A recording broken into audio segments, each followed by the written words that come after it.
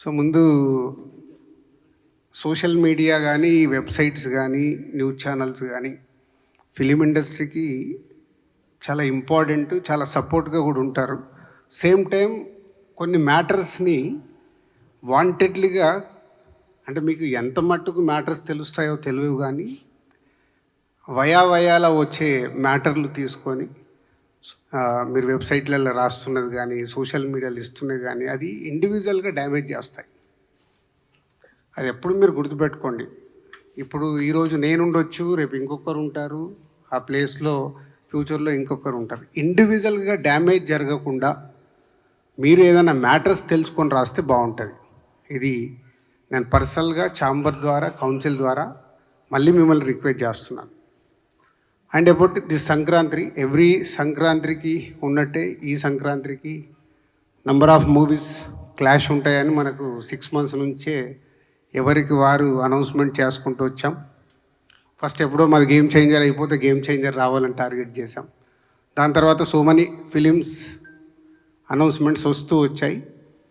So ఫైనల్గా 15 days back Telangana film chamber commerce Telugu film chamber కామర్స్కి రాయడం జరిగింది లెటర్. ఒకసారి ప్రొడ్యూసర్స్ అందరితో మాట్లాడదాము, ఒకసారి మీటింగ్ పిలవండి అని. అప్పుడు ఫైనల్గా 5 films, అది మా ఫ్యామిలీ స్టార్ డ్రాప్ అయ్యాక 5 films సంక్రాంతి రేస్లో ఉన్నప్పుడు అందరు ప్రొడ్యూసర్స్ని పిలవడం జరిగింది. ఆ రోజు హనుమాన్ ప్రొడ్యూసర్ గారు అవైలబుల్ లేక వారు ఆ రోజు ఛాంబర్ మీటింగ్ రాలేకపోయారు. సో వాళ్ళ రిప్రజెంటేటివ్ కమ్యూనికేట్ చేశాడు, ఇట్లా ప్రొడ్యూసర్ గారు అవైలబుల్ లేరని. సో ఆ రోజు అందరు ప్రొడ్యూసర్లకి సిచ్యువేషన్ ఎక్స్ప్లెయిన్ చేసాం ఛాంబర్ ద్వారా.